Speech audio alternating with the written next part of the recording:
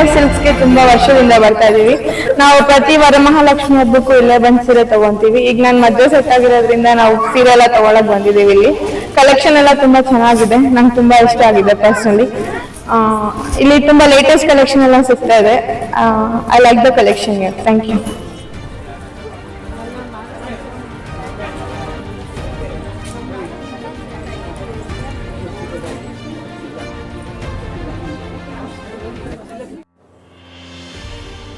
ಪಂಚಲಿಂಗ ಕ್ಷೇತ್ರ ನಂಬಿಹಳ್ಳಿ ಗ್ರಾಮದ ಹಾಲು ಉತ್ಪಾದಕರ ಸಹಕಾರ ಸಂಘ ನಿಯಮಿತದ 2023-24ನೇ ಸಾಲಿನ ವಾರ್ಷಿಕ ಸಾಮಾನ್ಯ ಸಭೆ ಗೌರವಾನ್ವಿತ ಸಂಘದ ಅಧ್ಯಕ್ಷರಾದ ಎನ್.ಕೆ. ಲಕ್ಷ್ಮೀ ನಾರಾಯಣಗೌಡ ಹಾಗೂ ಉಪವ್ಯವಸ್ಥಾಪಕರು ಕೆ.ಎಂ. ಮುನಿರಾಜು ಅವರು, ವಿಸ್ತರಣಾಧಿಕಾರಿಗಳು ಪಿ.ಕೆ. ನರಸಿಂಹರಾಜು ಹಾಗೂ ಆಡಳಿತ ಮಂಡಳಿಯ ಸದಸ್ಯರು, ಅಧ್ಯಕ್ಷರು ಎನ್.ಕೆ. ಲಕ್ಷ್ಮೀನಾರಾಯಣಗೌಡ, ಉಪಾಧ್ಯಕ್ಷರು ಎನ್. ನಾರಾಯಣಸ್ವಾಮಿ, ನಿರ್ದೇಶಕರು N V. Ratnaiah, N R. Venkatachalapathi, B V. Harish, B R. Shivababu, N V. Shekar, N B. Narasimhamurthy, N G. Sriramareddy, Venkataramanappa, Manjulamma, Lakshmi Devamma ಹಾಗೂ ಸಂಘದ ಸಿಬ್ಬಂದಿ ವರ್ಗದವರು, ಕಾರ್ಯದರ್ಶಿ ಎಸ್. ನಾಗರಾಜ್, ಹಾಲು ಪರೀಕ್ಷಕರು ಎನ್.ಬಿ.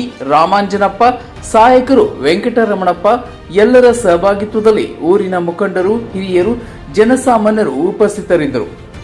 ಈ ಸಭೆಯ ಕಾರ್ಯಕ್ರಮ ಸರ್ವ ಸದಸ್ಯರ ಸಭೆಯ ರೆಕಾರ್ಡ್ ಓದಿ ತಿಳಿಸುವುದು ಹಾಗೂ 2023-24ನೇ ಸಾಲಿನ ಲೆಕ್ಕ ಪರಿಶೋಧನೆ ವರದಿ ಮತ್ತು ಸಮಜಾಯಿಸಿ ವರದಿಯನ್ನ ಪರಿಶೀಲಿಸಿ ಒಪ್ಪಿಗೆ ನೀಡುವ ವಿಚಾರ, 2024-25ನೇ ಸಾಲಿನ ಅಂದಾಜು ಬಜೆಟ್ ಮಂಜೂರು, 2024-25ನೇ ಸಾಲಿನ ಲೆಕ್ಕ ಪರಿಶೋಧಕರ ನೇಮಕ ಮತ್ತು ಸಂಭಾವನೆ ನಿಗದಿ ವಿಚಾರ, ಹೀಗೆ ಹಲವಾರು ವಿಷಯಗಳು ತಿಳಿಸಿದರು.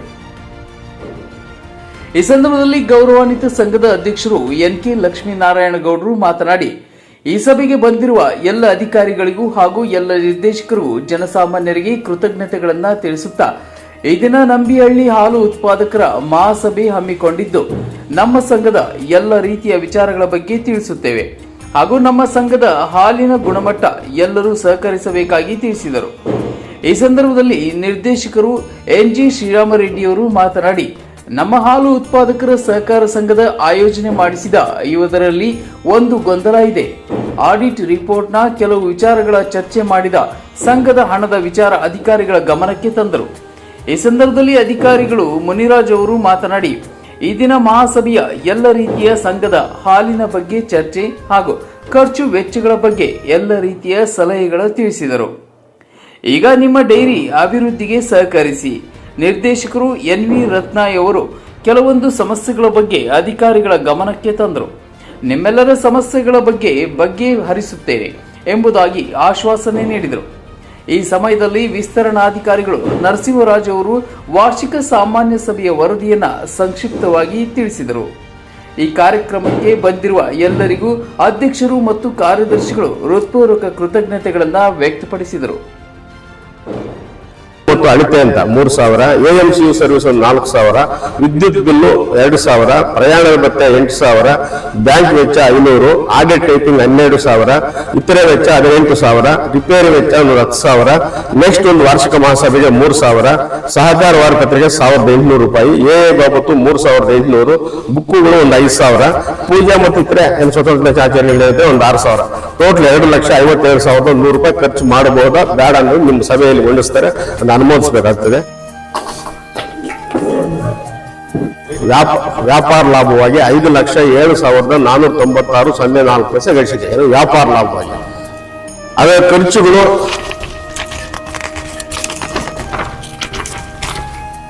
ಸಿಬ್ಬಂದಿಯವರ ವೇತನ 1,56,000 ರೂಪಾಯಿ ಆಗಿದೆ. ಸ್ಟೇಷನರಿ ಮತ್ತು ಪ್ರಿಂಟಿಂಗ್ ಅಂತ ಹೇಳ್ಬಿಟ್ಟು 5,550 ರೂಪಾಯಿ. AMCU ಸರ್ವಿಸ್ ಏನೊಂದು ಕಂಪ್ಯೂಟರ್ ಸರ್ವಿಸ್ 2,075 ರೂಪಾಯಿ. ವಿದ್ಯುತ್ ಬಿಲ್ಲು 1,500, ಪ್ರಯಾಣದ ಭತ್ಯೆ 6,500, ಬ್ಯಾಂಕ್ ವೆಚ್ಚ 323, ಆಡಿಟ್ ಟೈಪಿಂಗ್ 10,000, ಇತರೆ ವೆಚ್ಚ 15,815, ರಿಪೇರಿ ವೆಚ್ಚ 7,500, ಸರ್ವಸದಸ್ಯ ಸಾಮಾನ್ಯ ಸಭೆ 2,000, ಅಂದ್ರೆ ಹೋದ ವರ್ಷ ಸಭೆದು 2,000. ಆಮೇಲೆ ಸಹಕಾರ ವಾರಪತ್ರಿಕೆ ಅದು 1500 ರೂಪಾಯಿ ಚಂದ. ಅವರಿಗೆ ಸಮೀನ್ ಕೊಡೋದಕ್ಕೆ 3600, ಬುಕ್ಕುಗಳು ಸಂಘದ್ದು 3740 ರೂಪಾಯಿ 56 ಪೈಸಾ, ದಸರಾ ಪೂಜೆ 1930 ರೂಪಾಯಿ, ಸ್ವತಂತ್ರ ದಿನಾಚರಣೆಗೆ 3100, ಆಯಿಲ್ ಮತ್ತು ಡೀಸೆಲ್ 7095 ರೂಪಾಯಿ, ಚುನಾವಣಾ ವೆಚ್ಚ 1,16,500 ರೂಪಾಯಿ, ಟೋಟಲ್ 3,44,729 06 ಪೈಸೆ ಖರ್ಚಾಗಿ ಗಜಾನನ ಮಹರ್ನಿಶಂ ಅನೇಕದಂತಂ ಭಕ್ತಾನ ಏಕದಂತಮುಪಾಸ್ಮಹೇ ಏಕದಂತಮುಪಾಸ್ಮಹೇ. ಗುರು ಬ್ರಹ್ಮ ಗುರು ವಿಷ್ಣು ಗುರುದೇವೋ ಮಹೇಶ್ವರಃ ಗುರು ಸಾಕ್ಷಾತ್ ಪರಬ್ರಹ್ಮ ತಸ್ಮೈ ಶ್ರೀ ಗುರುವೇ ನಮಃ. ಗಜಮುಖನೇ ಗಣಪತಿಯೇ ನಿಮಗೆ ವಂದನೆ, ನಂಬಿದವರ ಪಾಲಿನ ಕಲ್ಪತರು ನೀನು. ಗಜಮುಖನೇ ಗಣಪತಿಯೇ ನಿಮಗೆ ವಂದನೆ, ನಂಬಿದವರ ಪಾಲಿನ ಕಲ್ಪತರು ನೀನು. ಭಾದ್ರಪದ ಶುಕ್ಲದ ಕಾಲಕ್ಷರವಾಗಿ ಬರುವಂತೆ ಅವರನ್ನು ಮನವಿ ಮಾಡಿಕೊಳ್ತೀವಿ. ಮತ್ತು ನಮ್ಮ ಸಂಘದಲ್ಲಿ ಹಾಲನ್ನು ಗುಣಮಟ್ಟ ಹಾಲನ್ನು ಸರಬರಾಜು ಮಾಡುವುದರ ಮುಖಾಂತರ ನಾವು ನಮ್ಮ ಹಾಲು ಒಕ್ಕೂಟಕ್ಕೆ ಮತ್ತು ನಮ್ಮ ಸಂಘಕ್ಕೆ ಒಳ್ಳೆಯ ಒಂದು ಹಣವನ್ನು ಅಥವಾ ಒಂದು ಒಳ್ಳೆಯ ಹೆಸರನ್ನ ಮಾಡ್ಕೊಳ್ಬೇಕಂತ ಹೇಳ್ತಾ ನಾನು ಈ ಮಾತನ್ನು ಮುಗಿಸ್ತೀನಿ. ಜೈ ಹಿಂದ್, ಜೈ ಕರ್ನಾಟಕ. ಇರ್ತಕ್ಕಂಥ ಮುರಾ ಸರ್ ಅವರೇ, ವಿಸ್ತರಣೆಗಳಿರ್ತ ನರಸಿಂಹರಾಜ್ ಸರ್ ಅವರೇ ಹಾಗೂ ವಿನಾಯಕ್ ಸರ್ ಅವರೇ, ಇಲ್ಲಿ ನಡೆದಿರ್ತಕ್ಕಂಥ ಎಲ್ಲ ಹಾಲು ಉತ್ಪಾದಕ ಸಹಕಾರದ ಆಡಳಿತ ಮಂಡಳಿಯ ನಿರ್ದೇಶಕರು, ಈ ದಿನ ನಾವು ಈ ಒಂದು ನಮ್ಮ ನಂಬಿಹಳ್ಳಿ ಹಾಲು ಉತ್ಪಾದಕ ಸಹಕಾರ ಸಂಘದಲ್ಲಿ ವಾರ್ಷಿಕ ಸಾಮಾನ್ಯ ಸಭೆಯನ್ನು ಹಮ್ಮಿಕೊಂಡಿದ್ದೇವೆ. ಇದರ ಒಂದು ಮುಖ್ಯ ಉದ್ದೇಶ ನಮ್ಮ ಸಂಘದಲ್ಲಿ ಯಾವ ರೀತಿಯಾಗಿ ನಾವು ಅಭಿವೃದ್ಧಿ ಪಡ್ಕೊಳ್ತಾ ಹೋಗ್ತಾ ಇದ್ದೀವಿ, ವಾರ್ಷಿಕ ಆದಾಯ ಎಷ್ಟು, ಲಾಭ ಎಷ್ಟು, ನಷ್ಟ ಎಷ್ಟು ಅಂತಕ್ಕಂಥ ಒಂದು ಅಂಶವನ್ನು ತಿಳಿದುಕೊಳ್ಳಬೇಕಾಗಿ ಈ ಒಂದು ಸಭೆಯನ್ನು ಆಯೋಜಿಸಿದ್ದೇವೆ. ಈ ಒಂದು ಸಭೆಗೆ ಎಲ್ಲ ಸದಸ್ಯರು ಹಾಜರಾಗಬೇಕಿತ್ತು. ಕೆಲವರು ಕಾರಣಗಳಿಗೆ ಬಂದಿಲ್ಲ, ಹಾಗೂ ಉತ್ಪಾದನೆ ಸಹ ಬರಬೇಕಾಗಿತ್ತು, ಅವರು ಸಹ ಕೆಲವು ಕಾರಣಗಳು ಬಂದಿಲ್ಲ. ಅವರು ಸಹ ಇನ್ನು ಮುಂದೆ ನಾವು ನಮ್ಮ ಸರಿಯಾಗಿ ಅರ್ಥ ಮಾಡಿಕೊಂಡು ಅವರಿಗೆ ನಮ್ಮ ಹಾಲು ಉತ್ಪಾದಕರ ಸಹಕಾರ ಸಂಘದಲ್ಲಿ ಆಯೋಜನೆ ಮಾಡಿದ್ದೀವಿ. ಇದರಲ್ಲಿ ನನಗೆ ಒಂದು ಗೊಂದಲ ಸರ್. ಇಲ್ಲಿ ಇವಾಗ ಆಡಿಟ್ ರಿಪೋರ್ಟ್ ಅಲ್ಲೇ ಫಸ್ಟ್ ಒಂದು ಸೆಕ್ರೆಟರಿ ಆಗಿದ್ರು, ಅವ್ರದ್ದು 3,39,000 ರೂಪಾಯಿ ಅಂತ ಅವ್ರು ಬಂದ್ಬಿಟ್ಟಿದೆ. ನೆಕ್ಸ್ಟ್ ಇನ್ನೊಬ್ಬ ಸೆಕ್ರೆಟರಿ ಹೋದ್ರು, ಅವ್ರು 3 ಲಕ್ಷ ಅಂತಿದೆ. ರಾಮಾಂಜಪ್ಪನವ್ರದ್ದು 70,000 ರೂಪಾಯಿ ಅಂತ ಬಂದು ಯಾವಾಗ ಈ ತರ ಆಡಿಟ್ ರಿಪೋರ್ಟ್ ಅಲ್ಲಿ ಬರ್ತಾ ಇದ್ರೆ ಅದನ್ನ ಕ್ಲೋಸ್ ಮಾಡಿದ್ರೆ 10 ವರ್ಷದಿಂದ 20 ವರ್ಷದಿಂದ ಹಂಗೆ ಬರ್ತಾನೆ ಇದೆ, ಹಂಗೆ ಹೋಗ್ತಾನೆ ಇರ್ತದೆ. ಕ್ಲಿಯರ್ ಮಾಡ್ಲೇಬೇಕು. ಅಕಸ್ಮಾತ್ ಸೆಕ್ರೆಟರಿ ಸತ್ತೋಗಿದ್ದಾರೆ,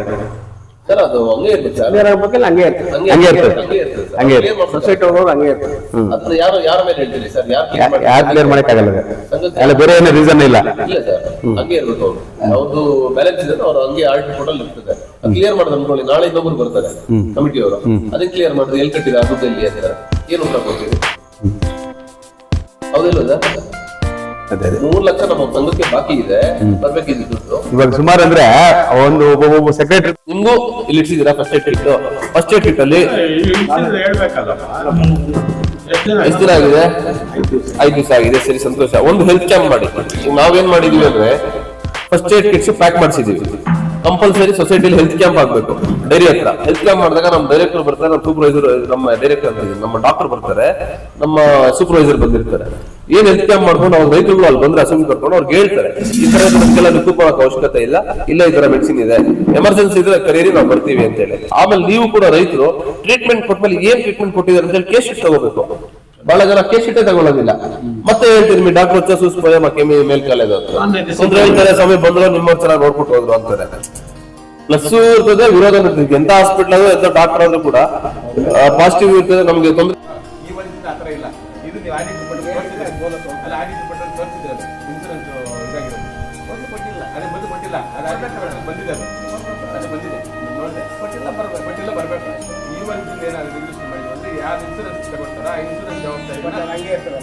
ಅದಂತ ಅದನ್ನ ಕ್ಯಾನ್ಸಲ್ ಮಾಡ್ತೀವಿ. ಅದು ಅಲ್ಲ ಸರ್ ಇನ್ನೊಂದು ನಾವೇನು ಹೇಳಿದ್ರೆ ಅಂದ್ರೆ ಅದು ಗೊತ್ತಿತ್ತಲ್ಲ, ಅದನ್ನ ನಾವು ಒಂದು ಯೋಚನೆ ಮಾಡಿದ್ವಿ. ನಾವು ಬೋನಸ್ ಏನ್ ಬರ್ತದೆ ಬೋನಸ್ ಇಟ್ಕೊಂಡು ಅಲ್ಲಿ ಬ್ಯಾಂಕ್ ಜಮಾ ಮಾಡಿದ್ರೆ ಅಂತ ನಾವು ಅವತ್ತು ಹೇಳಿದ್ವಿ. ನಾವು ಕ್ಯಾನ್ಸಲ್ ಮಾಡ್ಬೇಕಂದ್ರೆ ಅಷ್ಟು ಕಾಸು ಈ ವರ್ಷ 5,500 ಒಂದು 10 ಡಿಗ್ರಿ ಬಂದ್ರೆ ಇಲ್ಲೇ ಕರೆದ್ರೆ 29 ಡಿಗ್ರಿ ಬರ್ತದೆ. ಕಲ್ಲೂರು ಇದೆಯಲ್ಲ ಪಕ್ಕದಲ್ಲಿ, ಕಲ್ಲೂರು 26-27 ಡಿಗ್ರಿ ಕೊಡ್ತಾ ಇದೆ. ಯಾವಾಗ ಮಿಲ್ಕಿಂಗ್ ಮಿಷನ್ಸ್ ಹಾಕಿದ್ರೆ ಈಗೆಲ್ಲ ಅಲ್ಲೇ ಕರೆಯೋದ್ರಿಂದ 29 ಡಿಗ್ರಿ ಬರ್ತದೆ. ಮನೆಗಳಿಂದ ಕರ್ಕೊಂಡ್ಬಂದು ಬರ್ತಾ ಇರಲಿಲ್ಲ, ಡೈರಿ ಬಂದು ಕ್ವಾಲಿಟಿ ಬರ್ತಾ ಇದೆ. ಅಂದ್ರೆ ಎಲ್ಲರೂ ಆ ಥರ ಮಾಡ್ತಾರೆ ಅಂತಲ್ಲ, ಆದಷ್ಟು ಹಸುಗಳಲ್ಲಿ ಇರೋದು ಕ್ಲೀನ್ ಆಗಿ ಹಾಲು ಮಿಲ್ಕ್ ಮಾಡೋದ್ರಿಂದ ಕ್ವಾಲಿಟಿ ಬಂದೇ ಬರ್ತದೆ. ಈ ಉದ್ದೇಶಕ್ಕೆ ನಾವು ಮಿಲ್ಕಿಂಗ್ ಮಿಷನ್ಸ್ ಹಾಕಿದ್ರೆ ಇದನ್ನ ಬಳಸ್ಕೊಳ್ಳಿ. ಇನ್ನು ಬೇರೆ ಏನಾದರೂ ನಮ್ಮಲ್ಲಿ ಸಮಸ್ಯೆ ಇದ್ದಿದ್ರೆ ಇನ್ಶೂರೆನ್ಸ್ ಕ್ಲೈಮ್ ಸಂಘ ಜಮಾ ಆಗಿರೋ ಬಿಲ್ ಬೇಕು. ಸಂಘ ಜಮಾ ಆಗಿದೆ ಅವ್ನು ಕ್ಲಿಯರ್ ಮಾಡ್ತಾರೆ. ಈಗ ಹಂಗೆ ಇಟ್ಕೊಂಡ್ ಬರ್ತಾರೆ, ಅವ್ರಿಗೂ ತೆಗಿಕ್ಕೆ ಇದಿರಲ್ಲ, ಅವ್ರ ಜವಾಬ್ದಾರಿ. ಈ ನಿಂದೆ ನೀವೇನಪ್ಪ 199.45 ಪೈಸಾ ಏನು ಉತ್ಪಾದಕರಿಂದ ನಿಮ್ಮ ಸಂಘಕ್ಕೆ 55,72,199.45 ಸಾಲನ್ನು ಖರೀದಿ ಮಾಡಿದಿರಿ. ಅದೇ ರೀತಿ ಒಕ್ಕೂಟಕ್ಕೆ 55,76,720.33 ಪೈಸೆ ಹಾಲನ್ನು ಮಾರಾಟ ಮಾಡಿದ್ದೀರಿ. ಆಮೇಲೆ ಸ್ಥಳೀಯವಾಗಿ ಇಲ್ಲೇ 6,64,900 ರೂಪಾಯಿ ಹಾಲನ್ನು ಮಾರಿದ್ದೀರಿ. ಇಲ್ಲಿ ಸ್ಥಳೀಯವಾಗಿ ಲೋಕಲ್ ಸೇಲ್ ವರ್ಷಕ್ಕೆ ಅಂದ್ರೆ 23-24 ಸಾಲನ್ನು. ಆಮೇಲೆ ಶಾಂಪಲ್ ಹಾಲು 61,588 22 ಪೈಸೆ ಶಾಂಪಲ್ ಹಾಲು ಮಾರಾಟ ಮಾಡಿದ್ದೀರಿ. ಆಮೇಲೆ ಬ್ಯಾಂಕ್ ಬಡ್ಡಿ 3,495 ಬಂದಿದೆ. ಪಶು ಆಹಾರದ್ದು 901, ಒಕ್ಕೂಟದಿಂದ ಶೇರ್ ಡಿವಿಡೆಂಟ್ 22,388, ಒಕ್ಕೂಟದಿಂದ ಬೋನಸ್ 16,051 ರೂಪಾಯಿ ಬಂದಿದೆ.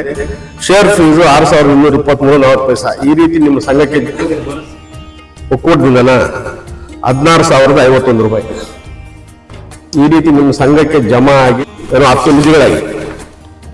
ಅದರಲ್ಲಿ ಏನೇನು ನಿಧಿ ಬರ್ತದೆ ಅಂದ್ರೆ ಆಪದ ನಿಧಿ 41,988.60 ಪೈಸೆ ಹೋಗ್ತದೆ. ಸಹಕಾರ ಶಿಕ್ಷಣ ನಿಧಿ 2,519.32 ಪೈಸೆ ಹೋಗುತ್ತೆ. ಕಟ್ಟಡ ನಿಧಿ 12,344.65 ಪೈಸೆ. ಶೇರ್ ಡಿವಿಡೆಂಟ್ 480 ರೂಪಾಯಿ ಹೋಗ್ತದೆ. ಏನು ಯಾರು ಶೇರ್ ಕಟ್ಟಿರ್ತಾರೋ ಅವ್ರಿಗೆ 1 ರೂಪಾಯಿ 20 ಪೈಸೆ ತರ ಹೋಗ್ತದೆ. ಆಮೇಲೆ ಸದಸ್ಯರ ಬೋನಸ್ 71,904 ರೂಪಾಯಿ 18 ಪೈಸೆ ಹೋಗ್ತದೆ ರೈತರಿಗೆ. ಆಮೇಲೆ ಸಿಬ್ಬಂದಿ ಇಲ್ಲೇನು ಕೆಲಸ ಮಾಡ್ತಾರೆ ಅವ್ರಿಗೆ 11,062 18 ಪೈಸೆ ಹೋಗುತ್ತದೆ. ದಾನ ಧರ್ಮ ನಿಧಿ 11,062 ಅಂದ್ರೆ ಈ ವರ್ಷದಲ್ಲಿ ದಾನ ಧರ್ಮ ನಿಧಿ ಏನು ಕೊಡ್ಬೇಕಂದ್ರೆ 11,062 ರೂಪಾಯಿ ಕೊಡ್ಬೋದು. ಮತ್ತೆ ರಾಸು ಅಭಿವೃದ್ಧಿ ನಿಧಿ ಹಸುಗಳಿಗೆ ಅಭಿವೃದ್ಧಿ ಮಾಡ್ಬೇಕಂದ್ರೆ ಒಂದು 5,531. ಸದಸ್ಯರ ಅಥವಾ ಸಿಬ್ಬಂದಿ ವಿಮಾ ನಿಧಿ ಅಂತ ಈ ರೈತರು ಅಥವಾ ಸಂಘದ ಸಿಬ್ಬಂದಿಗೆ ಇನ್ಸೂರೆನ್ಸ್ ಮಾಡಿಸ್ಬೇಕಾದ್ರೆ ಒಂದು 5,531. ಆಮೇಲೆ ಸಹಕಾರಿ ಅಭಿವೃದ್ಧಿ ನಿಧಿ ಅಂತ 5,531. ಈ ರೀತಿ ಎಲ್ಲ ಈಡ್ಸ್ ಆದ್ಮೇಲೆ 100 ರೂಪಾಯಿ ಹಾಲು ಹಾಕಿದ್ರೆ 1 ರೂಪಾಯಿ 29 ಪೈಸೆ ಬೋನಸ್ ದುಡ್ಡು ನಿಮ್ಗೆ ವಾಪಸ್ ಬರ್ತದೆ. ವರ್ಷದಲ್ಲಿ 270 ಬಂದಿತ್ತು, ಈ ಸತಿ 1.3 ಅಂತ ಬಂದಿತ್ತು. ಚುನಾವಣೆ ಆಗಿದ್ದರಿಂದ ಸ್ವಲ್ಪ ಲಾಭ ಕಡಿಮೆ ಆಗಿದೆ. ಆಮೇಲೆ ಬಹಳ ಮುಖ್ಯವಾಗಿ ಇಲ್ಲಿ 8 ಬಕೆಟ್ ನಾವು ಮಿಲ್ಕಿಂಗ್ ಮಿಷನ್ಸ್ ಹಾಕೊಟ್ಟಿದ್ವಿ. ಈಗಲೂ ಎಷ್ಟೋ ಊರು ಪಕ್ಕದೂರು ವರ್ಕನಹಳ್ಳಿ ಕೇಳ್ತಾ ಇದಾರೆ, ಗಂಡಹಳ್ಳಿ ಕೇಳ್ತಾ ಇದಾರೆ. ಸ್ವಲ್ಪ ತಡವಾಗುತ್ತೆ ಬರೋದವ್ರಿಗೆ. ನಿಮ್ಗೆಲ್ಲ ಬಹಳ ಬೇಗ ಹಾಕೊಟ್ಟಿದ್ದೀವಿ, ಆದ್ರೂ ರೈತರಿಗೆ ಹಾಲು ಕರೀತಾ ಇಲ್ಲ. ಏನ್ ಕಾರಣ? ಇವರು ಒಂದು ರೀಸನ್ ಕೊಟ್ಟರು, ಇವರು ರೈತರು ಆಗ್ಲೇ ಸ್ವಲ್ಪ ಏನೋ ಭಾವ ಆಗಿದೆ ಅಂತ ಹೇಳಿ. ಸ್ಟಾರ್ಟಿಂಗ್ ಅಲ್ಲಿ ಸಮಸ್ಯೆ ಆಗ್ತದೆ, ಹಸುಗಳಿಗೆ ಬರದೇ ಇರ್ಬೋದು, ಮತ್ತೆ ಹಾಲು ಕರಿಲಿಕ್ಕೆ ತೊಂದರೆ ಆಗೋದಿರ್ಬೋದು. 2 ಟೈಮ್ ಕರ್ಕೊಂಡ್ ಬಂದಿದ್ದೀವಿ. 2 ಟೈಮು 20 ಲೀಟರ್ ಹಾಲು ಆಗ್ತಾ ಇದ್ರು, 8 ಲೀಟರ್ 10 ಲೀಟರ್ ಇಲ್ಲ. ಸ್ಟಾರ್ಟಿಂಗ್ ಅಲ್ಲಿ ಅದು ಸ್ವಲ್ಪ ಏನಾಯ್ತಂದ್ರೆ ನಾನು ಇವಾಗ ನಿಮ್ ಕೂಪನ್ ಅಲ್ಲಿ ಚೆಕ್ ಮಾಡ್ತೀನಿ ಬೇಕಾದ್ರೆ ನಾನು ಎಷ್ಟು ಕೂಪನ್ ಹಾಕಿದ್ದೀನಿ ಅದು ಅಷ್ಟು ಕೂಪನ್ ಹಾಕಿದ್ದೀನಿ. ಅದು ಪ್ರಾಬ್ಲಮ್ ನಮ್ದು. ಇಲ್ಲ, ಆದಷ್ಟು ದಯವಿಟ್ಟು ತಾವು ಅರ್ಥ ಮಾಡ್ಕೊಳ್ಳಿ. ಈಗ 30 ಉತ್ಪಾದಕರಿಗೆ ಎಷ್ಟು ಹಾಲು ಖರೀದಿ ಮಾಡಿದೀವಿ, ಎಷ್ಟು ಹಾಲು ಮಾರಾಟ ಮಾಡಿದೀವಿ, ಎಷ್ಟು ಒಕ್ಕೂಟದಿಂದ ಅಮೌಂಟ್ ಬಂದಿದೆ, ಎಷ್ಟು ನೀವು ರೈತರಿಗೆ ಬಟವಾಡೆ ಮಾಡಿದ್ದೀರಿ, ನಿವ್ವಳವಾಗಿ ಎಷ್ಟು ಲಾಭ ಉಳಿದಿದೆ, ಅದು ಚರ್ಚೆ ಮಾಡುವಂಥದ್ದು ಮಾಸಿಕ ಸಭೆ. ಅದಕ್ಕೆ ಬರೀ ನಿಮ್ಮ ಡೈರೆಕ್ಟರ್ ಸೇರ್ಕೊಂಡು ನೀವು ಮಾಡುವಂತ ಮೀಟಿಂಗ್.